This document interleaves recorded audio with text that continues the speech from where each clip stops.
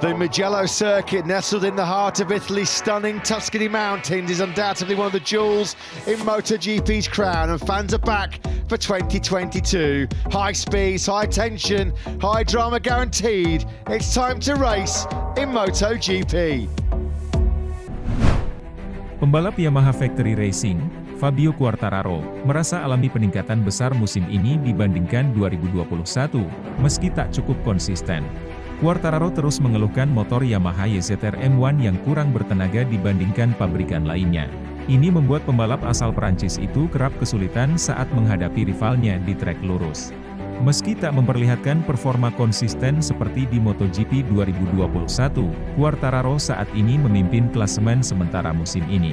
Total El Diablo telah meraih 5 podium, termasuk 2 kemenangan di Portugal dan Catalunya. Kemenangan terakhir didapatkan setelah menyepakati kontrak baru bersama Yamaha hingga 2024. Yamaha YZR M1 memang tak mengalami peningkatan signifikan, tapi Fabio Quartararo merasa progresnya sebagai seorang pembalap sangat besar. Ini memungkinkannya untuk tetap berada di barisan depan dengan segala keterbatasan dari paket yang dimilikinya. Fabio Quartararo menegaskan dirinya tak ingin banyak mengeluh dengan apa yang dimilikinya saat ini. Menyadari tak memiliki kekuatan di trek lurus, tapi ia senang memiliki keunggulan saat berada di tikungan. Pembalap 23 tahun itu bakal memanfaatkan dengan baik hal tersebut, meski harus mengambil risiko besar di setiap balapan. Menghadapi balapan berikutnya, Fabio Quartararo mengaku sangat siap untuk kembali memperjuangkan kemenangan demi mempertahankan posisinya di puncak klasemen.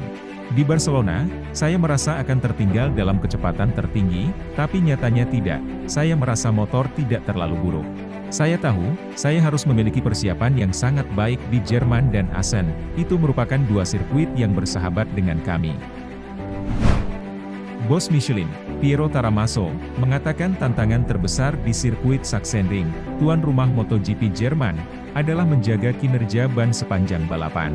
Seri ke-10 MotoGP 2022 akan digelar di salah satu trek paling menantang dengan banyaknya tikungan ke kiri. Sirkuit Sachsenring yang memiliki desain berlawanan arah jarum jam, membuat sisi kiri ban bekerja keras.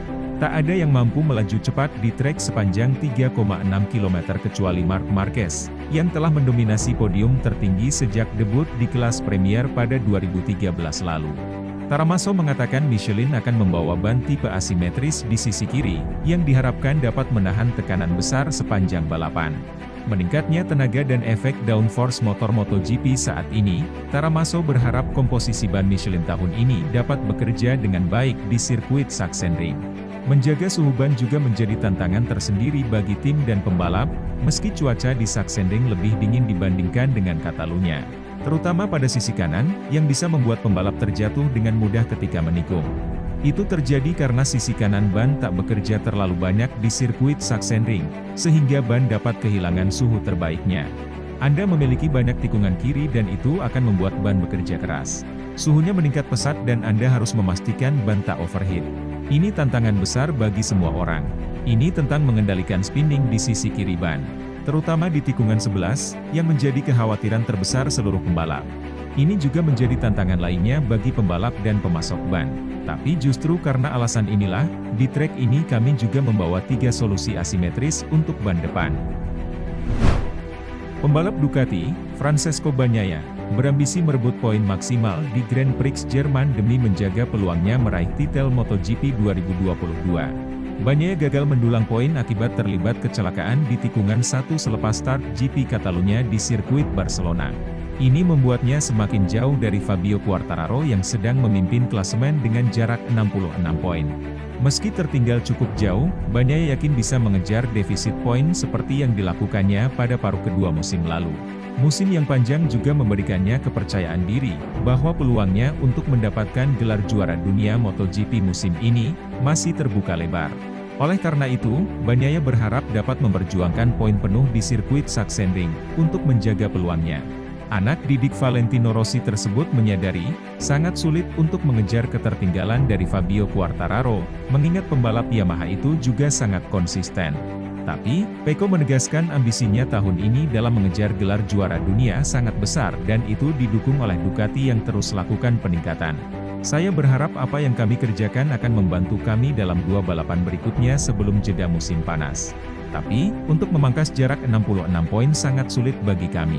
Tapi, secara matematis kami masih memiliki peluang juara.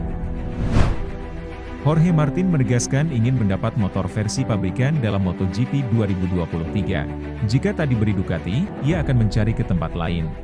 Pembalap muda Pramac Racing itu terseret dalam putaran spekulasi terkait dengan kursi kosong di Ducati Corse yang bakal ditinggalkan Jack Miller. Pembalap Pramac Racing itu harus bersaing dengan Enea Bastianini yang musim ini jauh lebih baik. Musim lalu, mereka adalah musuh bebuyutan dalam perebutan Rookie of the Year MotoGP. Sekarang, mereka dihadapkan pada rivalitas level berbeda dengan kondisi berkebalikan. Bastianini sekarang bertengger di peringkat ketiga klasemen berkat 3 kemenangan. Sedangkan Martin terpuruk 9 tangga di bawahnya. Pemilik titel debutan terbaik itu sadar, kalau kans untuk menembus kursi tim pabrikan Borgo Panigale, kini kian menipis. Beberapa waktu lalu, Ducati menegaskan bakal segera membereskan perpanjangan kontrak Bastianini dan Martin. Pembalap Spanyol itu menetapkan syarat untuk bertahan. Mengenai performanya yang menurun dibandingkan musim lalu, Martin punya jawaban. Kondisi fisik dan motor yang belum maksimal dituding jadi penyebabnya. Berbagai upaya dilakukan para mekanik Pramac supaya bisa mengejar ketertinggalan. Mereka juga mencoba meniru konsep setelan Desmosedici GP22 milik Francesco Bagnaia di Jerez. Prioritasnya saat ini adalah mendapat kepercayaan diri kembali dan memulihkan fisik pasca operasi tangan kanan, yang didapat akibat jatuh di Portimao.